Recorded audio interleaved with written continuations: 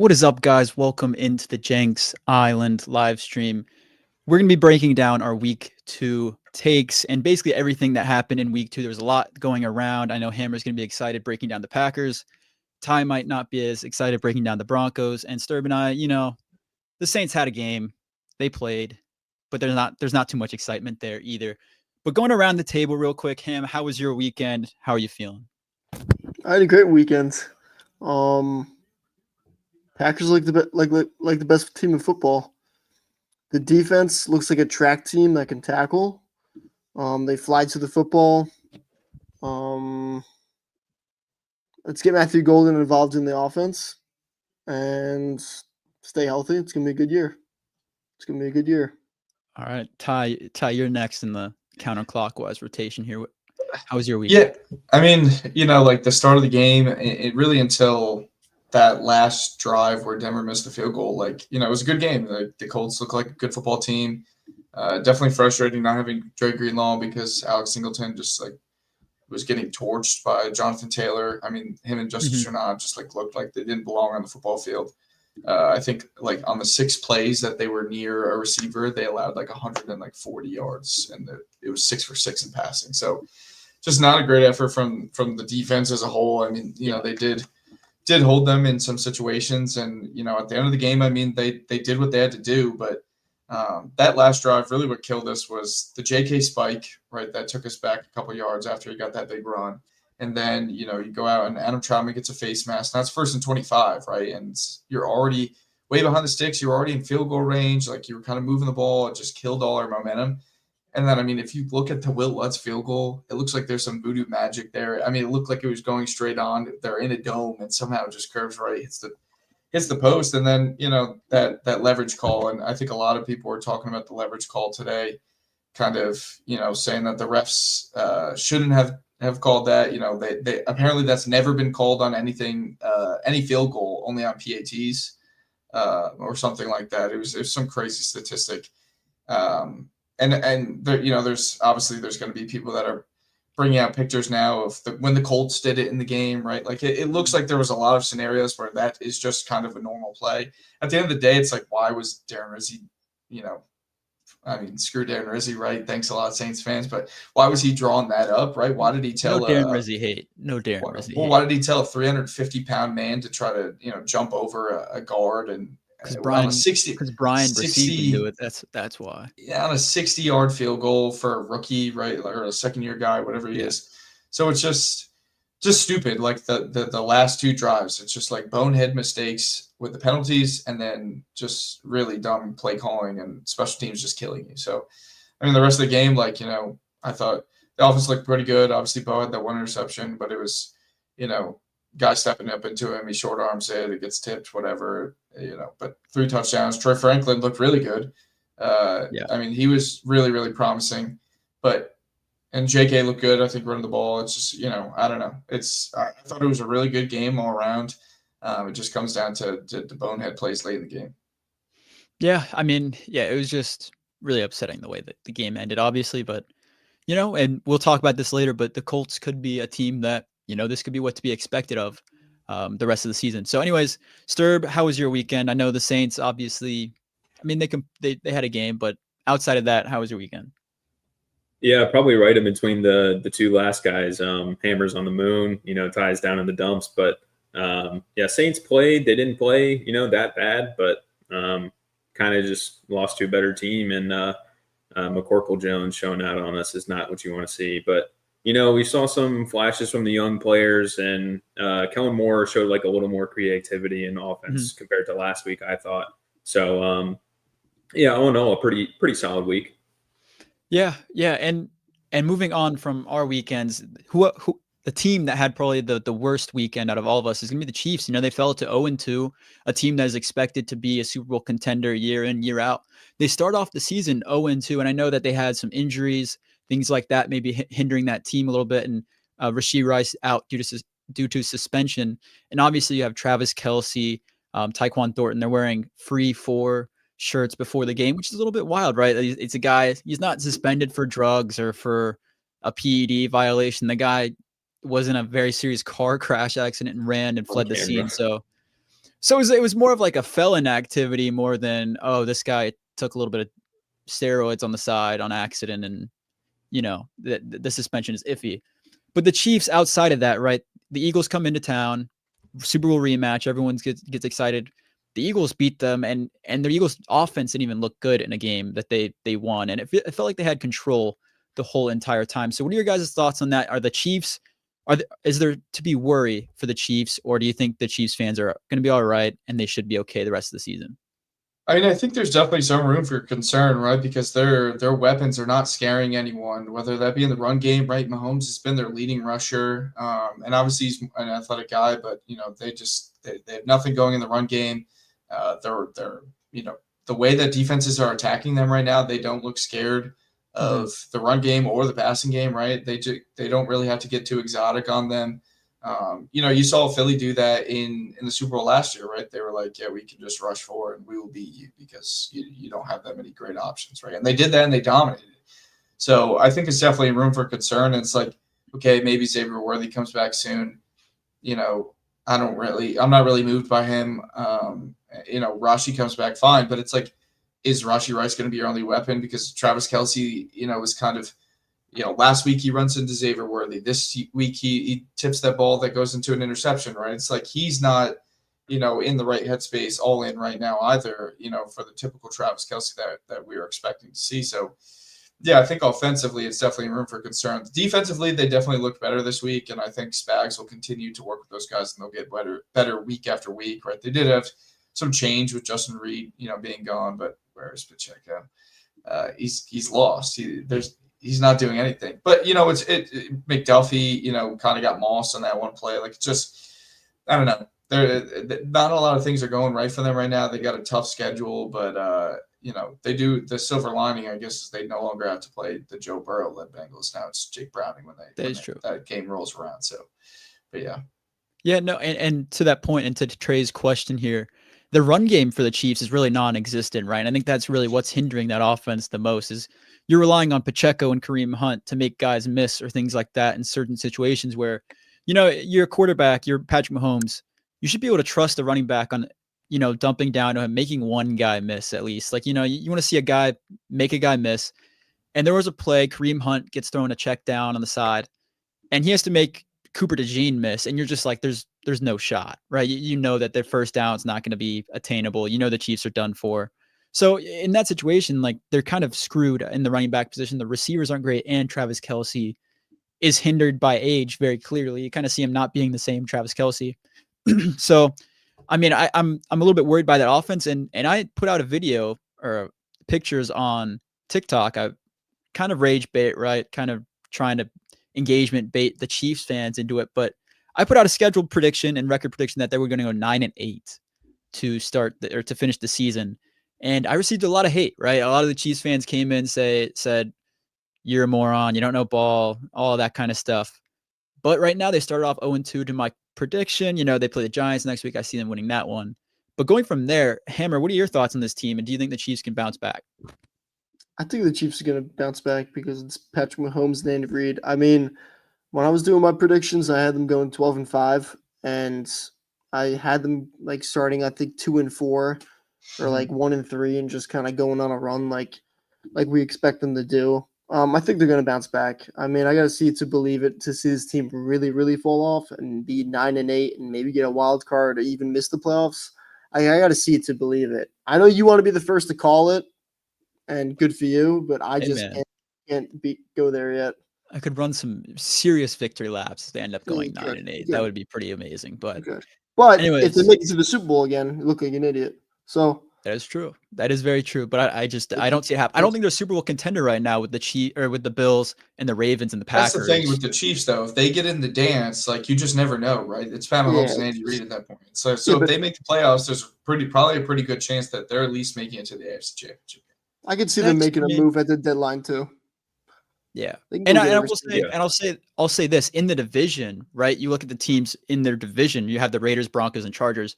I think all three of those teams are pretty competitive with them. I think all of the games they play are going to be competitive this year. The Chargers already beat them. The Broncos could beat them. The Raiders look a lot better this year, and they're about to play their game at 10 o'clock. I think all three of those teams could compete to win games week in week whenever they play the Chiefs, and that puts that 1 seed in serious threat. I don't think they could get the 1 seed if they fall to 0-3 or 1-3 even. I don't think you can possibly get the 1 seed for them if they go to 1-3. But what are your guys' thoughts there? Yeah, that is kind of like the big concern is like, they're pretty much out of contention for the 1 seed. And then, starting 0-2, we'll see what happens in the Chargers Raiders game here. But, if the Chargers win, they essentially have like a 2.5 game lead on the Chiefs. And that's like a super huge leg up in the division. And then, like you guys said, like that, this just isn't scaring me right now. Like I'm pretty sure Patrick Mahomes was the leading rusher by a good amount. And then, he hits that one explosive to Tyquan Thornton after he missed one. But other than that, like, I don't think that's going to happen every week. And, this offense doesn't really scare a lot of opposing defenses. And Philly kind of looked mid in this one too, where like their offense still has some questions. And the defense did look better for the Chiefs, but that might be more of a product of like some early hiccups for the Eagles offense rather than, the Chiefs really kind of honing it in. So I am pretty concerned about this team. And then, after the Giants, they get the Ravens, the Jaguars, the Lions, the Raiders, and then the Commanders, and then the Bills. So they have some more difficult teams on their schedule coming up. Like that Ravens one is a big one. So and their schedule only got tougher too, with the Colts now being a team that could compete in the AFC. Even the Titans, right? The Titans have looked scrappy in their first 2 games, right? Obviously, Denver and the Rams beat them by a decent amount, but Cam Ward looks like he can, continue to evolve, right? They play them late in the season. Like you don't know what this Titans team could evolve to, by week 15, 16 at that point. So I don't by any means think that they will beat the Chiefs, but you just never know at the end of the season. Teams like that get frisky. So. Yeah, and moving on from the Chiefs, right? Week 2, there's not. I mean, we can predict that the Chiefs, they might not be able to make it back, but we'll see as the season continues. But the team that they just played this week, the Eagles, there was a lot of discussions about the tush push being ran against the Chiefs in this game because on every single tush push in this game, the whole entire Eagles O-line seemingly was in the neutral zone, if not offsides, and both guards seemed to jump offsides and false start on every single tush push play. So what are your guys' thoughts on this play, and what are your guys' thoughts? I know Hammer, the Packers were the first team to try to go and ban it.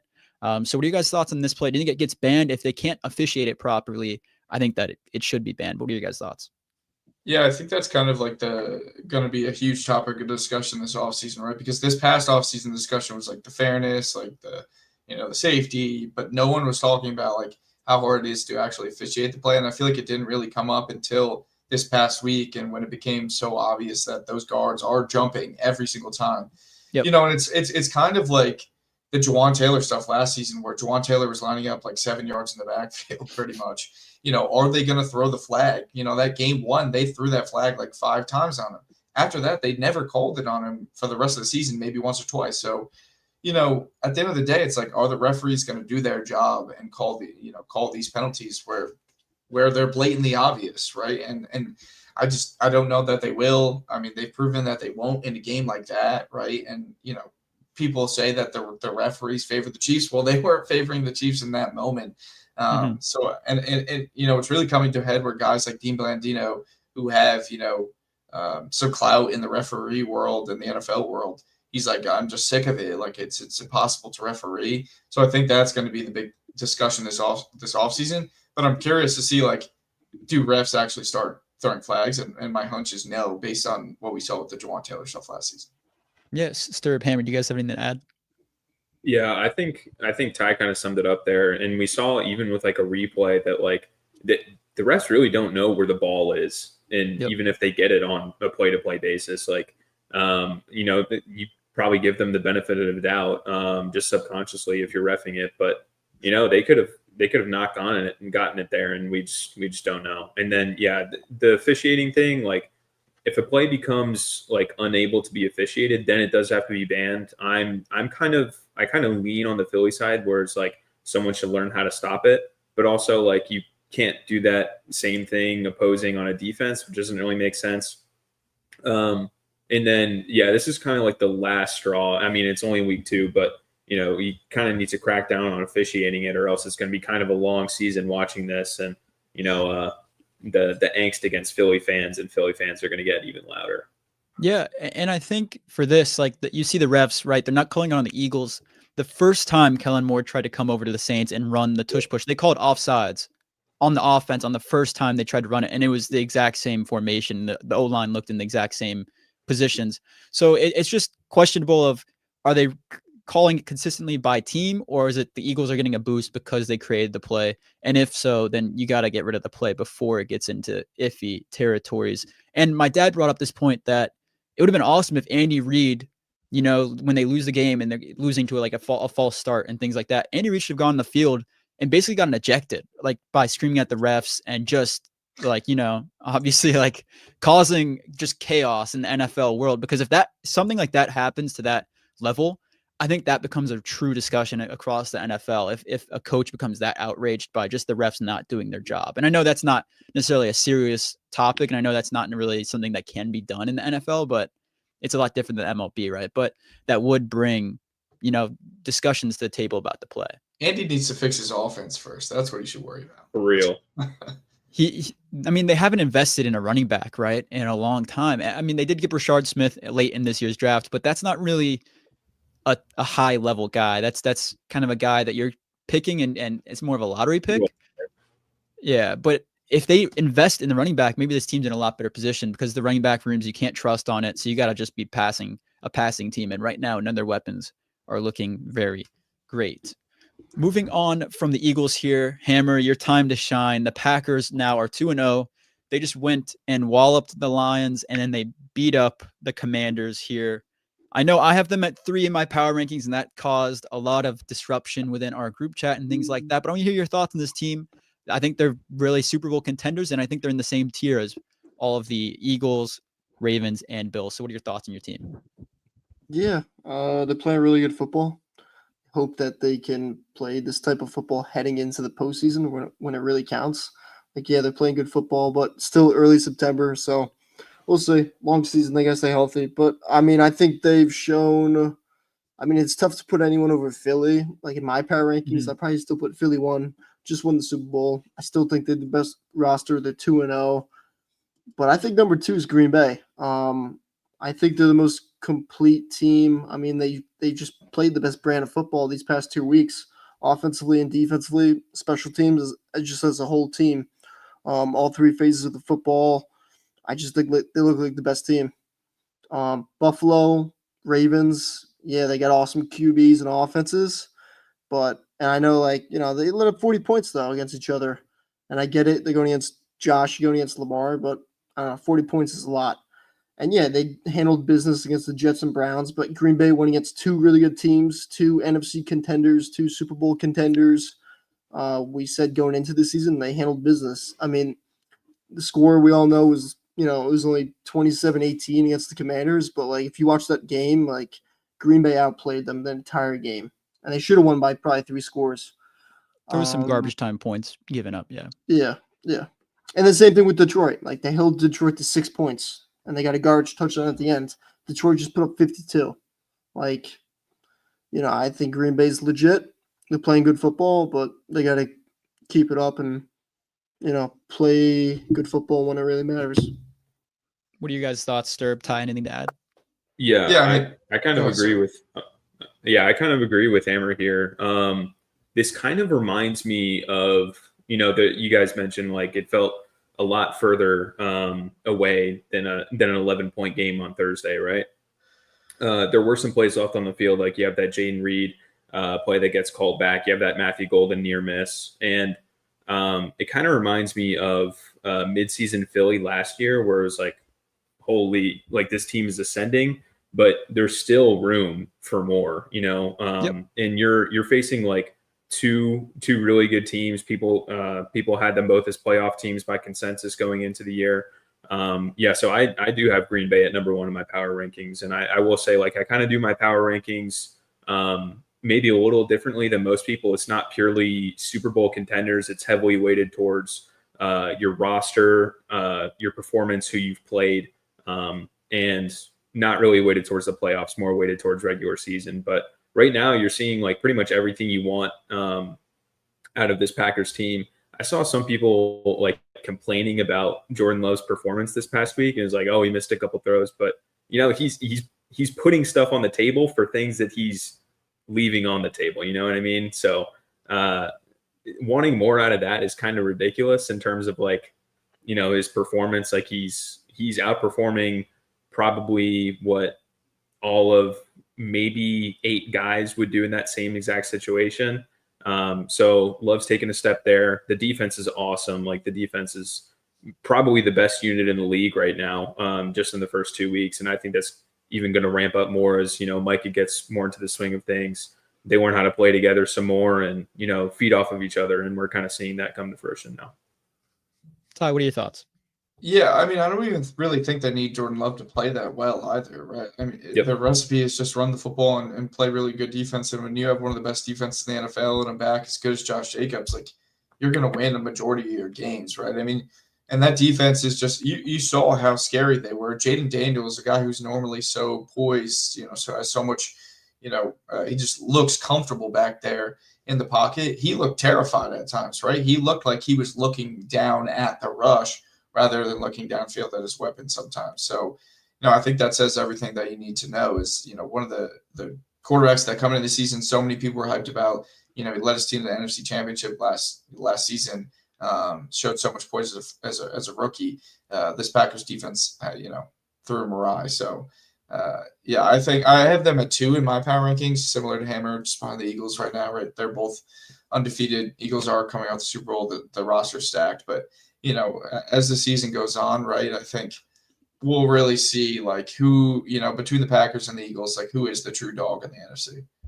Yeah, and I do definitely think, like personally, I have them at 3 in my rankings. I said that before. I think they're the best team in the NFC by far right now. I think the Eagles, Ty, like you said, they have the talented roster, but at this point in time, and I'm ranking my power rankings at like this current week and not based off of like the Super Bowl or like the future.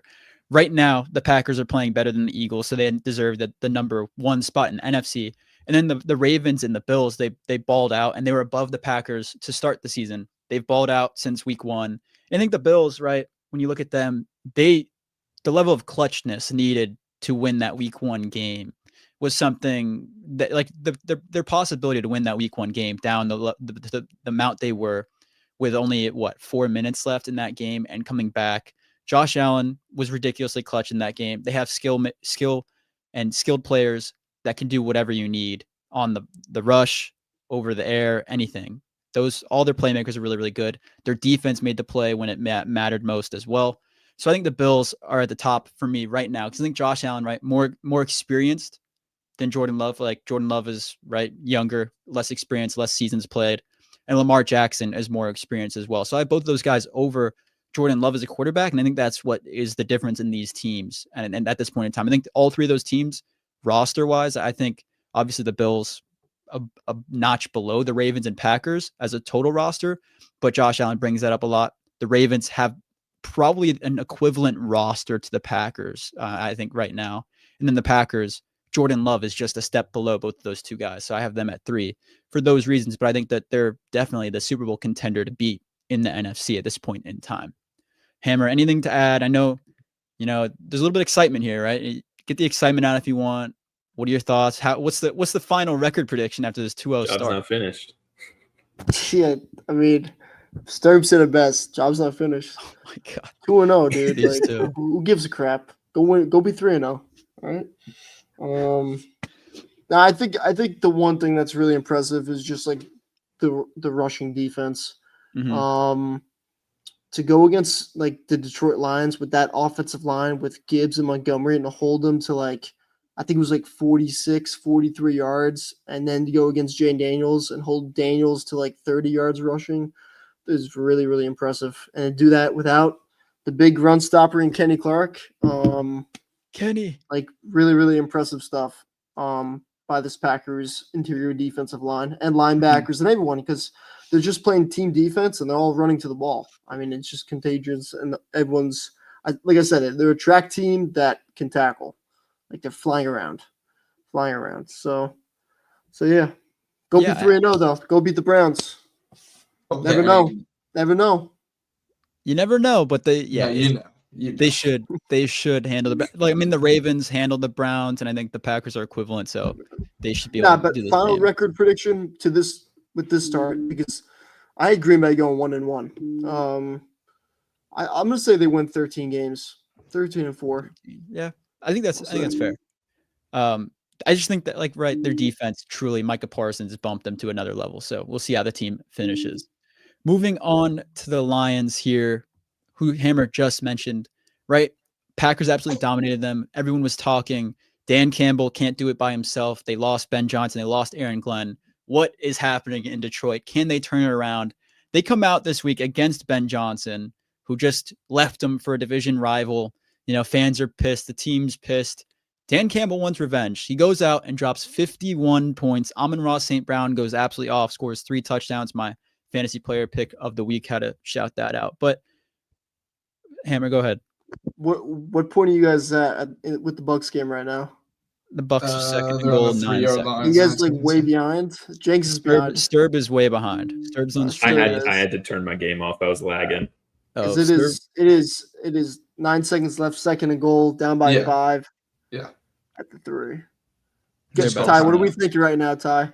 What are we thinking? If you're the Bucs. I mean, they're probably gonna. I feel like they'll probably go play action here. Maybe, I don't know. They still have 2 timeouts. Like they do. You have all the time. Get Baker on the run, right? Like he's dangerous. Yeah. I don't know. It could. I mean, it depends on if Mike Evans is manned up too. You could throw a fade. Yeah, he hasn't really been getting like the. I mean, right now he's got Stingley on him. They're under center. Nah, they're doubling him. You guys are under center. They're ahead of me right now. No spoilers. No spoilers. Let the play out for a little bit. They ran the ball, touchdown. Oh my god! Of course, that's fucking White. This guy Hammer. Oh, it was White? Damn, dude. Don't spoil. Oh, they ran the ball. White, touchdown. Oh, they did. Anyways, Rachaad White should not be getting touches over Bucky Irving. It's absolutely absurd. I think Bucky Irving's a 10 times better back in basically all facets of the game. But I guess the Bucs don't believe it that way. It's all right. I picked the Bucs to win this game. They were my underdog picks. This is huge for me in our individual points contest. But anyways, moving on from that, back to the Lions. The Lions absolutely dominated, 51 points, absolutely destroyed Ben Johnson and the Bears, made Caleb Williams look pretty bad. And right now, the discussion about Caleb Williams is very, very low. The Lions, though, I think they're back. It's safe to say that they're a contender in the NFC still. Do you guys think the Lions are back, yes or no? Yeah, I mean, I said it last week. Like, give these coordinators. I've been very hot on I'm not worried about the coordinator change. Mm-hmm. It's a lot of internal picks. Like, it's not going to be that big of a deal. This team is very, very talented, and I mean that showed last week. You gave them another week, and I don't even know if it was the coordinators the first week, right? I mean, they weren't as creative. I think they were definitely a little bit more creative and in their flow in this week 2 game, but I think a lot of it was just Green Bay is a really, really good defense. They were playing in Green Bay, week 1. They had some changes, obviously, with the coordinators. And then, week 2, they come in, they kind of just get in their flow. And, I think the most interesting thing I'll be able to see, this whole season, is that Green Bay-Detroit rematch later on in the season, right? Like, is Detroit, back in the flow, or does Green Bay continue to dominate them defensively? But I think, Detroit, I think they reestablished themselves as a contender in the NFC. It's them, it's Green Bay, and it's obviously Philly. I think those are probably the top 3 teams in the NFC right now. I think we've kind of been on that for a bit, but yeah, I don't know. I was never really concerned about them in the first place. So I think, in my mind, they're still a contender. Sterb, what are your thoughts? Yeah, I'll kind of hold the L here. I was, I may or may not have picked Chicago in this game. And I was very concerned about the Lions, as you guys know. I have them missing the playoffs. Right now, I'd have to think about it, but I probably have them in as the 6th seed. The Green Bay matchup, I was very high on the Packers as well. That's another reason why I was lower on the Lions.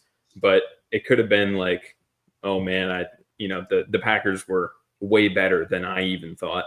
And then Detroit just had to face that week 1, and then.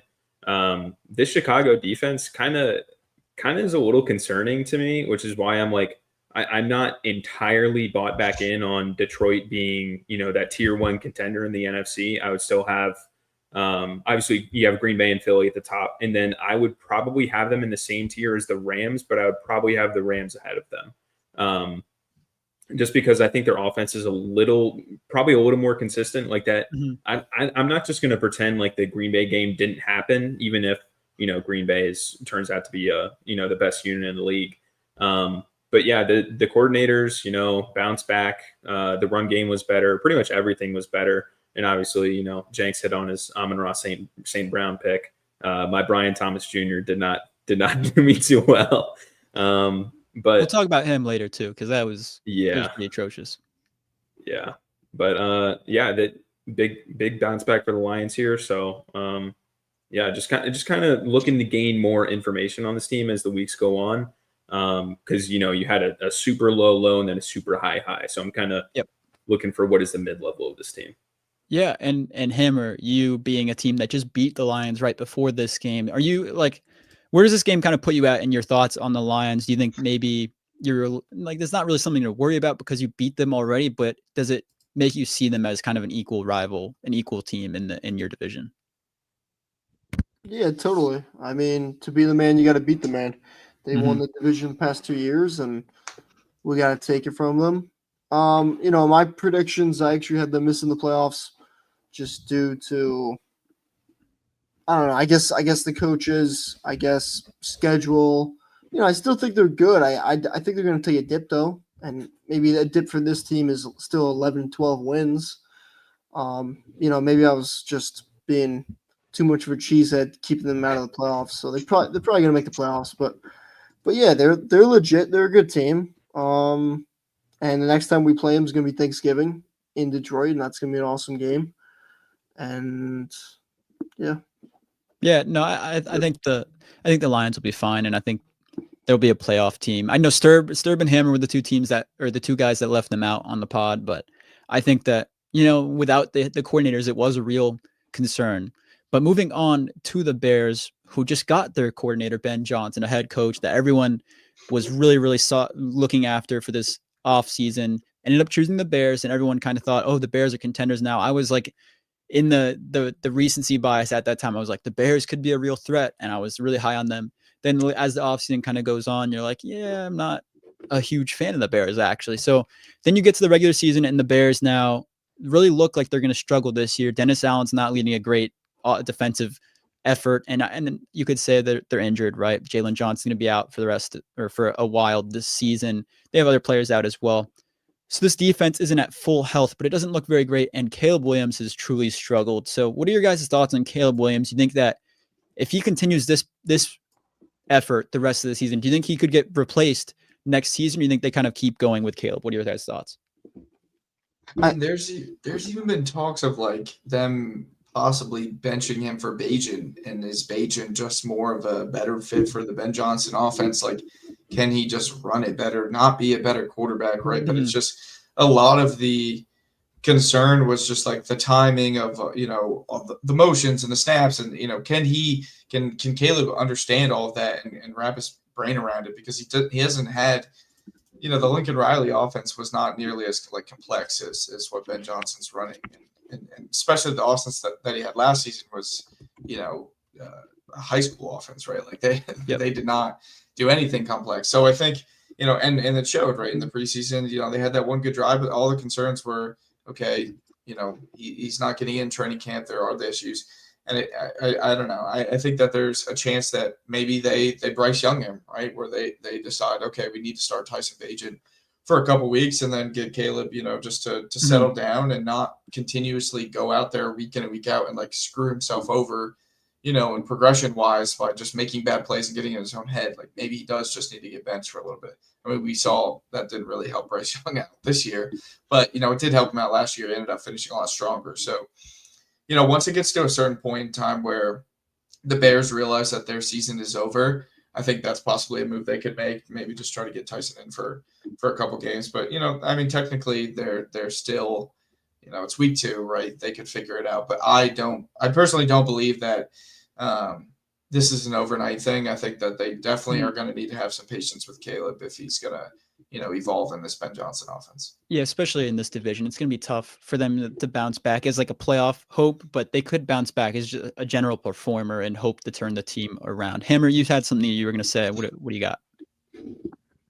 Yeah, it's not a good marriage. Like Ben Johnson and Caleb Williams, like he needs a Jared Goff type of guy, and it just, I just didn't get it from the beginning. Not that like, I mean Ben Johnson didn't get to pick the guy. I was in Chicago, whatever when they drafted Williams, but like it just to me, I just never really saw it working out just because the marriage.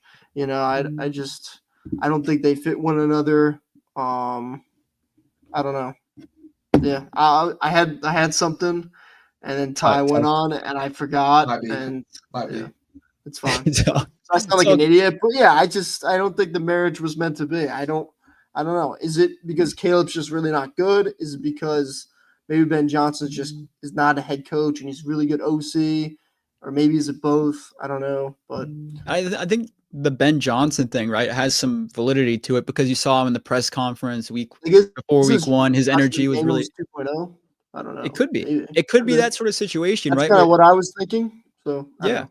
Yeah, no, the guy could be able to coach an offense as well as he wants, but leading the team in the right direction could be an issue for him. Because Dan Campbell, you saw as a head coach, is like the perfect mold for an NFL head coach. Has all the energy in the world, has the passion, can lead the team in the right direction that he wants, while having the coordinators sort of mold both sides of the ball to have a true great product all around. Sterb, what are your thoughts on this situation of the Bears? Yeah, Holy I shit. think Are you guys it watching this was- full game? Oh my What's god! Ty, Are you what guys happened watching in the this game? Geno Smith just threw a pass that bounced off a corner and like bounced like 5 yards into a linebacker's hands. It was like a Looney Tunes play. Don't say that because Sturb's big on Geno. Sturb's a Geno believer, man. That is both true. of these? Holy, I'm that was a terrible. I'm turning this read. game on right afterwards because I've been lagging, but I can't wait to watch that one. Oh my god! What were you? Oh yeah, we were on the Bears. I always thought it was going to take like probably till at least mid-season for Caleb and Ben Johnson to kind of that marriage to kind of form. Just because there's a stench on the Bears, as any Bears fan will tell you. They're perennial offseason champs, but I think like this offseason compared to like last offseasons, it was just like someone started the narrative of like, oh yeah, this is the best situation you can go into as a rookie, and then, like no one really questioned it. But you can truly tell yourself that you probably made the most educated choice for the best head coaching hire, right? Like Bears fans, they might have been like a little deluded in the past if they thought that, but this time you can actually you can hear that from like an outside voice. So it is a little concerning. With Ben Johnson, like ideally with Jared Goff, his placement and his timing are really, really great. Caleb is like a little skittish and trying to think of the word. He wants everything to be like, he's a little indecisive as well. Where if it's like, if he sees like a scenario where, it doesn't work out, then he might, bail and escape out of the pocket and then try and throw in the run, which, you can do that, but you also need to hit your receivers in time in this Ben Johnson offense. And I don't think we're seeing him do that. And he looks a little skittish. So, and also the run game is really doing them no favors. So like that play action that Ben Johnson loves to use, it's not really very effective. And it's kind of just like making Caleb Williams time to throw higher, which is not really what you want. It's forcing him to make more late decisions and more sacks. So. Yeah. Sterb, your point about the inability to play on schedule, that was the huge concern coming into this Ben Johnson offense, right? Like Goff, as Hammer said, that is like the perfect stereotypical Ben Johnson quarterback. Play on schedule, do the play action, throw the right balls, right? Like just make the right reads, right? Caleb is from high school to college to the start of the NFL, when he won his Heisman's in college, right? He wasn't standing back there and hitting a slam, right? He was rolling out, avoiding 3 sacks, throwing a 70-yard bomb down the field, right? USC fan, right? I see it all the time. It's amazing to watch at college. That has never worked in the NFL. Even you want to talk about Mahomes and Allen and Lamar, they can play on schedule at times, right? Exactly. They make the amazing throws when they need to make the amazing throws, but the ability to play on schedule and just throw the simple balls, Caleb doesn't have that. We saw it with, just even some easy ones to DJ Moore in that first week. He just couldn't hit a slant over the middle. He couldn't, that touchdown at the end of the game, right? That's an easy throw, right? And he just can't do that. He just doesn't have the ability to do that at this point in time. Yeah, and that's sort of what Dan Orlovsky mentioned. A lot of people were talking about how this quarterback class coming up, everyone was hyping up. Now that the season's here, the hype has sort of died down, and people are phasing out on some of these guys in the draft, upcoming draft class. But when it comes to Caleb Williams, right, like you said, Ty, a lot of his plays were the splash highlight plays, not the on schedule normal plays that you look for as an NFL scout. When it comes to Jared Goff, right, that's exactly what he is. And like all of you guys mentioned, Jared Goff is the best quarterback for that system, or he was in Detroit, just because he was able to make every single throw on time and when he needed to make it, and it was accurate. And Dan Orlovsky said that a lot of people are now looking at the athleticism of the quarterbacks versus the accuracy in the standard quarterback traits. We saw it with Anthony Richardson, and then we saw it with Anthony Richardson, and I'm blanking on who we recently, Justin Fields too, right? Athleticism and wasn't the best quarterback itself. We're getting so there with Drew Aller. Like Drew Aller is one of those guys that everyone loves him because he's big and he can kind of move around, but he is not an accurate quarterback at all. Yeah, and so with Anthony Richardson being an example as well, like he had the athleticism traits and he can make highlight plays. Obviously, it's a little bit different than Caleb Williams being able to run around and throw the ball on the run, different style. But you want to see them make those plays, just a standard NFL play, and Caleb Williams can't do that at this point in time. So for that reason, I'm very out on it until it turns around. I just don't think the Bears are going to be a great product on the field this season. I'll say one thing, and I hate saying this. I mean, to be fair, it's been a tough. That's a pretty tough 2 games to start your regular season. Yeah. I mean, if you're the Bears, I'm just saying. Defense-wise.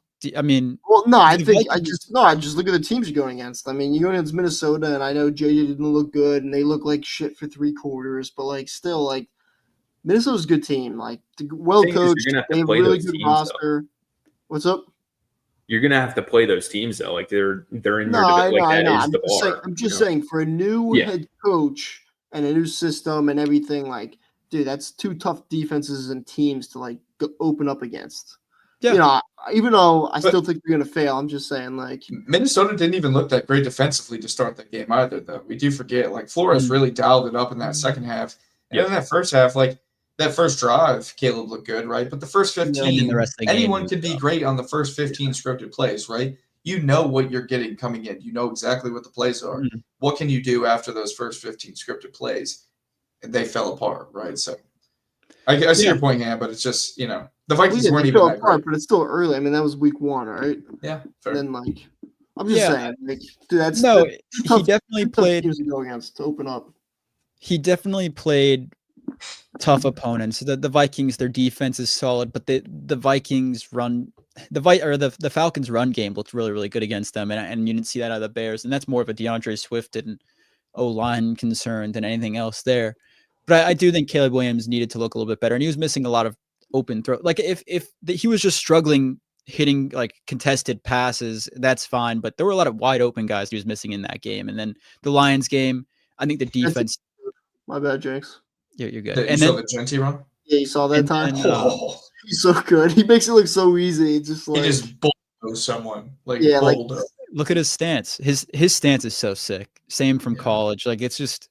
Who was this? He does it so just you just don't want to be a guy taking him on head to head with head of steam, right? He barely stopped his stride too. Man. Didn't even He didn't even put his shoulder down all the way. Just he just ran into him. It's just a run into he's not even. He's just a bowling ball, He's short, stocky, and built like a. And maybe this is a game he kind of breaks out, right? Last week against the Patriots, he didn't really have a true breakout. He did score, but he wasn't, what people. Because the Chargers' defensive line is fine, but Deshaun Hantier, Jamar Caldwell, that's that's fine. They're well coached, but pretty mid. Yeah. Anyways, moving on from that topic, we got Brian Thomas Jr., Sterb's Fantasy Player of the Week this past episode. Brian Thomas Jr. was targeted 12 times, only catching the ball 4 times, and only having 49 yards on 12 targets, which is a really tough look. And if you watch the tape, the guy, Brian Thomas Jr., is just alligator arming multiple balls. He's scared of contact. And you could say, right, Trevor Lawrence was throwing hospital balls. You could say that. But at some point in time, you're a big bigger bodied receiver, you got to be willing to take some hits for your team and for your quarterback. And one of them was for a possible touchdown where he just kind of shy arms it. And then another was an interception that was directly caused by him stopping and slowing down on the route. So what are you guys' thoughts on Brian Thomas Jr. and the Trevor Lawrence connection? Do you guys think that bounces back? Do you think Brian Thomas Jr. is kind of down for the upcoming season? Yeah, week one, I kind of thought it was on Trev. Like, there were definitely some balls that he threw that I was like, okay, like, they got to be connecting here. But this past week, right, you talked about the alligator runs, but that one at the end of the game, I mean, like, that wasn't even alligator. He just dropped the ball. Like, it's I don't know. It's a little concerning. It's like, is it a sophomore slump? You know, Liam Cohen talked about all season in the preseason, like, they're going to go through this guy. And so he's going to continue to get touches, right? They're not going to change the style of offense. You know, Liam Cohen wants to throw the football. But I don't know.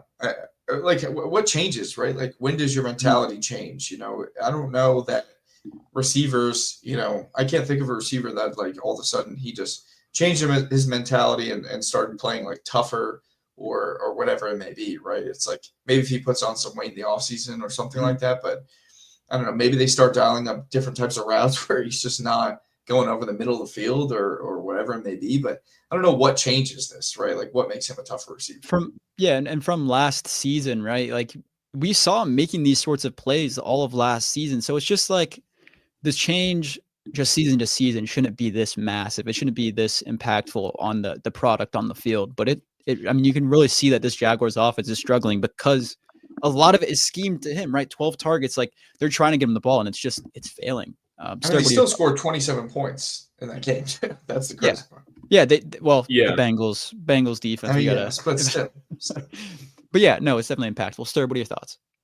Yeah, I will say in the first game, like, it kind of, like Ty said, there were just some miscommunications between him and Trevor Lawrence, right? But I've never seen him play like this. I watched every single snap of him last year, every single target of his last year, most of his snaps, and none of it was like this, where he's just, like, scared over the middle of the field. He's not like the middle of the field isn't his strong suit. Like, on those slants, he's not a great slant threat.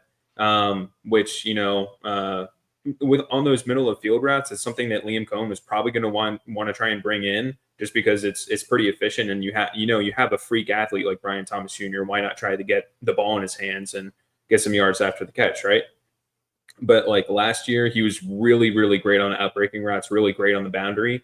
And that's kind of where we saw him develop, like, chemistry with Mac Jones. But, you know, I have faith in him still. It could be, like, a little bit of cope. But, like, you know, I'm the Jags stan here, apparently, and I love BTJ. You know, he's an absolute, like, freak of nature. I was looking at the stats. The EPA per target is negative 0.76. That's absolutely terrible for a wide receiver one. That's not what you want to see. That's like three negative MVP performances at quarterback. That's Who's close to what him? that is. Who's close to him? Do you have it up right now? Like, per game, like, Travis Hunter was at negative 0.85, but that's on, you know, 6 targets as opposed to 12. Like, I would have to go back and look at everyone else's, but on 12 targets, I would venture to guess this is probably the lowest of, you know, probably like bottom 5 in the past 2 seasons. But, you know, he's getting a big role, but you know, I just think the talent is going to win out, but this definitely is concerning. Like, you're seeing, I thought, like, something might have come out after the game that he was, like, banged up with, like, a wrist injury, but wrist injury shouldn't really make you play like that. So it is pretty concerning. But I'm still holding out hope for BTJ. And I will say, with the Jags offense, they looked really, honestly, like, really good in the first half. And that was ironically when, well, maybe not so much, but that was ironically when they were using BTJ way less. Like, I want to say he maybe got like 4 targets in the first half. And, you know, you were seeing, like, some schemed up touches from Liam Cohen. You got Bashal Tutin involved early on 2 screens. One went for a touchdown. The other one was explosive. And, you know, the Brian Thomas on the first one that Bashal Tutin broke on a screen, he was kind of like the decoy, or like the actual threat on that play, because he goes on a yo-yo motion, then switches to the other side, and then the whole defense is keyed in on him, but then it's a Bashal Tutin screen back to the other side. Like, he's making impact on the game regardless of, you know, him being very, very bad, especially in the second half. But I think William Cohen's going to get him going. I don't really know what to think right now. It's got to be something behind the scenes. And right now, I mean, you see Liam Cohen, like he's got the right scheme, right? Like you just said, Sterb. Yeah. He's coaching. He's scheming up good plays, and you see him getting animated on the sideline, even with Trevor Lawrence of hitting guys, hit your receiver in the chest, right? And he saw him yelling at him on the sideline. But I think Trevor Lawrence and this Jaguars team will bounce back. I think this connection will get better as the year goes on, and we'll see Brian Thomas Jr. sort of acclimate. And for all the fantasy players out there, it sucks. I know the ADP was really, really high on him, and he has not given you that value on that return. So hopefully he bounces back soon. Moving on from Brian Thomas Jr. quickly here, Cam Ward, I think he looks legit, right? I think we can all agree that Cam Ward is going to be a legit threat in the NFL. He made both of the teams that he just played look and notice. I think that Cam Ward is going to be a threat in the future seasons. Right now, obviously, the Titans aren't a threat to the NFL. They're not a talented enough team as a whole on the roster, but they have good pieces across the roster here. So I want to hear your guys' thoughts on Cam Ward. He was the least talked about overall first overall pick we've probably seen in a long time. What are your guys' thoughts on him and how he's looked so far?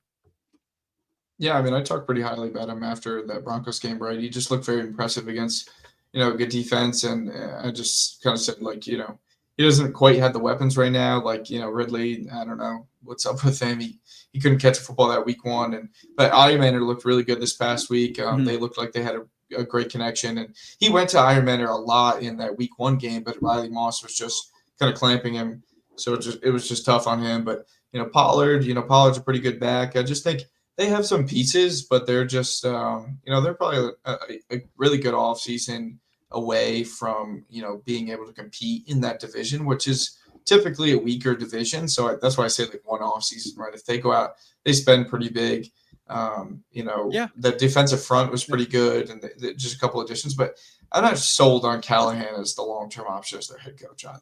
It is iffy. I think Callahan's kind of one of the bottom half coaches by far in the NFL. I don't think he'll reach that top half. And you want a top half coach for Cam Ward to reach his full potential, if not coordinator alone. If they go in for like a head coach, more like Dan Campbell, and you go for an offensive coordinator that can kind of scheme things up. But I think that Cam Ward, he's shown he has all the talent to be a top guy. And Alec Ironmaner, I was really, really high on him in the draft. I believe it was him or I think you were high on Ironmaner as well. We loved him coming out. So I'm happy that he's doing what he did because he fell in the draft. I was shocked he fell as far as he did, but I think he's going to be a great talent as well. Really quick, guys, rapid fire here to end the stream. I have 3 topics to just answer real quick. Did Russell Wilson extend his leash in New York? Yes or no? I don't think that the play extended it. It seemed like the report came out before the game that they were not in any rush to bench him for Dar, which I don't understand. So, I mean, he played well, but against a bad defense. So I'm going to say no, I guess. No, I got you. Yeah. Sterb, what are your thoughts? Yeah, I think to the consensus, the leash was pretty short. But to me, like, I didn't really buy that. I always thought the leash was going to be kind of long just because Russ gives you a pretty safe floor. And, Jackson Dart kind of, as long as you have him there, Dable's like, oh, no, don't fire me. I can pull out Jackson Dart and we'll see what happens, So maybe like a little bit, but not by much. Yeah, it's a good ace in the pocket right there is having Jackson Dart sitting on the bench to bring out at any time. Hammer, what are your thoughts? Do you think Russ is going to be the quarterback for the foreseeable future? Yes or no? No. You got a first-round quarterback in New York. You got a first-round quarterback in New York. You good, Ham? That New York media is going to be, hold on. Guys, it's past Hammer's Watch the bedtime. game. Hold on. Repeat the question. This is like the bear? I don't remember who we were talking about, but anyways, Russell Wilson, is he going to be the quarterback for the foreseeable future? Yes or no? No. Interesting. Yeah, I mean, I think he goes to at least week 6, 7, and then if they haven't won a game, which is, I mean, it's possible, right? Like they have tougher opponents. The Saints are their easiest opponent in that stretch, and even the Saints like in comparison to them on offense right now, look better. And that's not. I pray that Russell Wilson starts for the Denver game. I pray. You gotta hope. You gotta hope as just a Broncos revenge game to tee off. It's in Denver. It's in Denver. So the fans will be going nuts. That'd be a fun watch. As long as Bo Nix shows up, then you guys would be. He showed up last week. Our defense didn't show up. The end. 3 touchdowns. That interception, I do not put on him at all. All right. The pass rush came in. He had a short arm. It got tipped. It's just. Yeah, it happens. I get it. I think Bo Nix would be fine too. I'm a Knicks supporter, but Sterb is very out on Nick. I don't even think. I've been out on Bo Nix.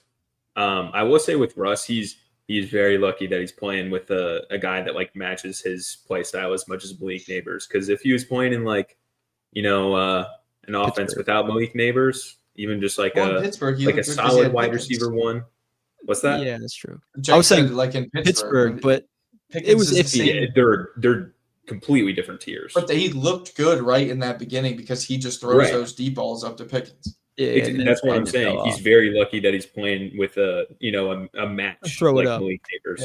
Yeah. And throw like a bomb. George Pickens last year. Yeah, throw it up. He's down there somewhere. Because like if we saw him in like a Lions type of oh my god. Detroit. Vegas. Would you imagine him with just Jacoby Myers? No.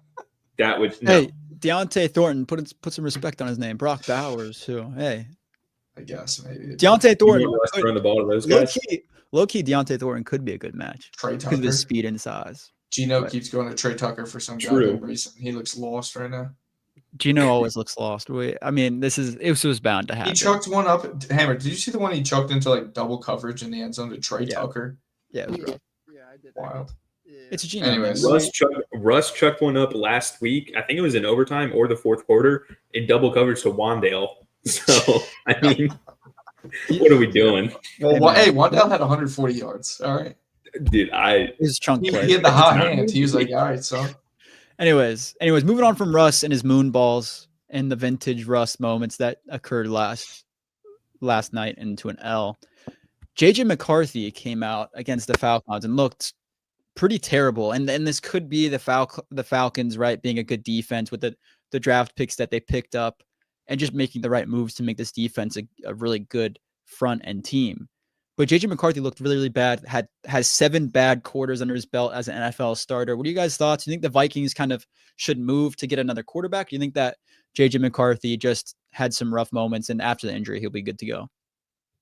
I mean, I've never been high on JJ. Like when they were coming out in the draft, I scouted him and Bo a ton because I thought, those are probably the 2 quarterbacks that we had a chance of picking. I saw JJ play against Penn State too. Mm-hmm. The game that I think he threw the ball like 7 times. I've just never been amazed by anything that he's done. I thought he's just kind of been, one of those guys that could rely on having really good talent around him. And that's why I kind of thought, the Vikings team could be pretty good this year because he could just kind of hand the ball to Aaron Jones and Jordan Mason and make the right throws to Jefferson. But, it seems like the run game has kind of been slow. Like they haven't had much going with, especially Aaron Jones. Mason's looked fine at times, but and so they've relied more on the passing game.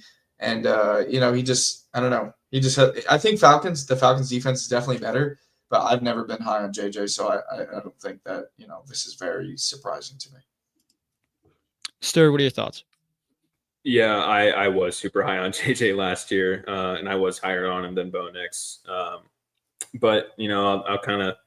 The theme of the episode is me holding my L's, I guess. So, rough JJ, week for Sterb.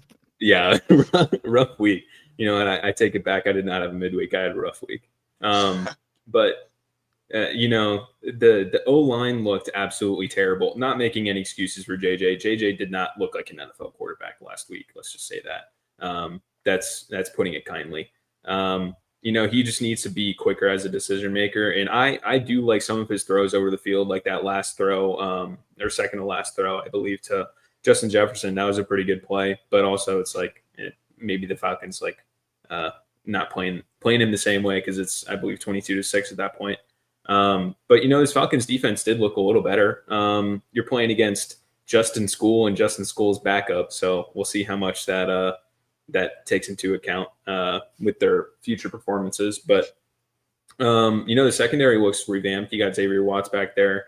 Billy And Billy Bowman as well. Dog. Both played really well last night, I thought. But I was kind of higher on the Falcons. Being a Saints fan, that kind of says a lot about them. I had them winning the division.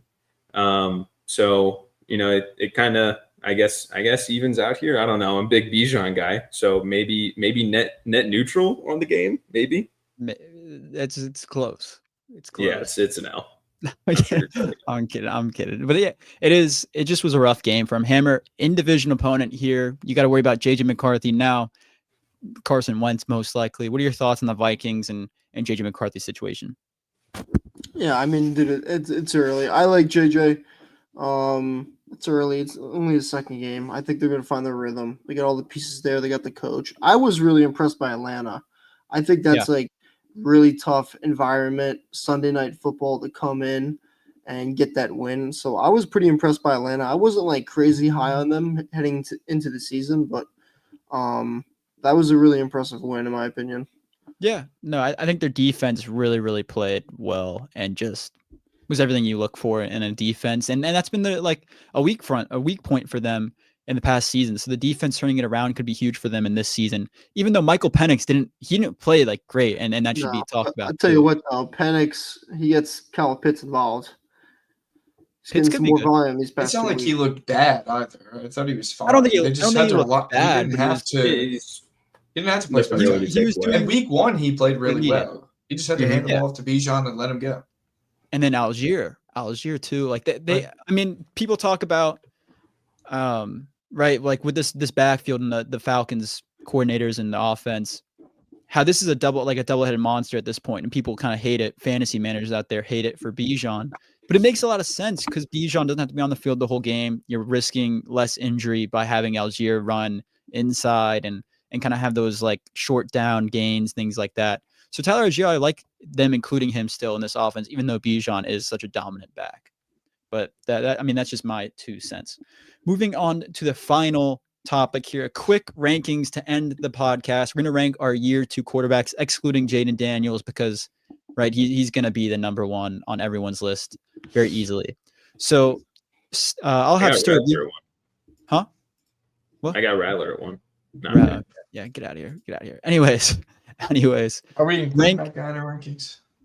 We're including Rattler in the rank. We are 100% including Rattler. The guy has 3 touchdowns to 0 interceptions on the season. So I think you got to include him. But we got, okay, Sterb, you go first. How are you going to rank the year 2 quarterbacks between Drake May, JJ McCarthy, Bo Nix, Michael Penix, Spencer Rattler, and Caleb Williams? Is this in terms of just right now, heading forwards, or just now? Right now. Okay. All right. I might change my ranking. No, it kind of keeps them about the same.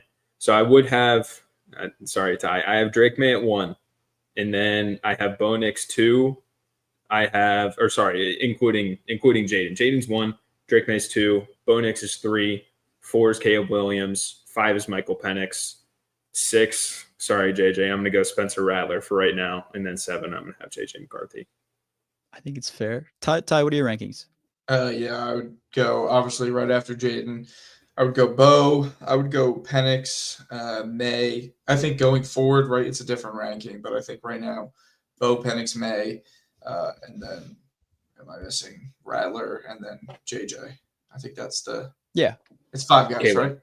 Yeah. Okay. Caleb. Yes, Caleb. Ooh. So I'd go Bo, Penix, May, Caleb, JJ, Rattler. I just don't think at this point in time that I think all 3 of those top, May, Penix, Bo are all playing better football than Caleb is. And I think May, I don't know. May played well last game, and I think he did play well enough in that first game, but he just, I don't know, Penix is winning. He's winning right now. He's just so. Yeah, I don't mind it. Hammer, what are your thoughts? What would your rankings be? Daniels, Nix, May, Penix, Williams, JJ, Rattler. Damn, Rattler. Sorry. Yeah. No, it's fine. It's fine. I have similar to you, Ty. I have Bo, and then May is second, and then Penix, Caleb, Rattler, and then JJ. So Sterb and I have Rattler above JJ. I think it could also be like, right, we're watching the games, the Saints games a little bit more closely, so maybe you see it a little bit more. But I think Spencer Rattler looked good in this game, and I think if he continues that, then he starts moving up these rankings pretty quick, Certainly especially better than JJ's game. Yeah. Yeah. And especially if Caleb Williams continues to struggle, even against some of these quote unquote easier defenses, easier opponents as the season goes on, I think if Rattler continues to play like he did last week or last night, I should say, then he moves up the rankings. He could pass Caleb. He could, like, he's a guy, 5th round pick, especially as considering value and invested in him. 5th round pick. If he goes out and plays better than Caleb for this season, I mean, that would be awesome for the Saints. I will say that Caleb definitely has, in my opinion, played in better competition than Rattler at this point in time. Yeah. So, This far in the season, 100%. 100%. That's why I know. I just wanted to make sure we got that out of the way. I know we love the Cardinals on this podcast, but the Cardinals aren't. I mean, they not struggled, but it was close with the Panthers again. They couldn't close that game. They couldn't close it. And I think that's what you want to see from good teams, the closing out worse teams. And they haven't done that against the Saints or the Panthers. And the Panthers, arguably worse roster-wise than the Saints right now. And Bryce Young has looked a little bit lost at times. So we'll see how that plays out. Anyways, that'll do it for our week 2 reaction stream. We'll see if we're able to do this next week. We were able to do it this week because we were all free. We'll see you guys on Thursday. Friday for you guys, we're going to release, Thursday for you guys, we're going to release our week 3 picks and predictions. Make sure to stay tuned for that. You guys know where to check us out on social media at Jenks Island and wherever you get your podcasts at Jenks on as well. We'll see you guys on Thursday. Good night. Get out of here.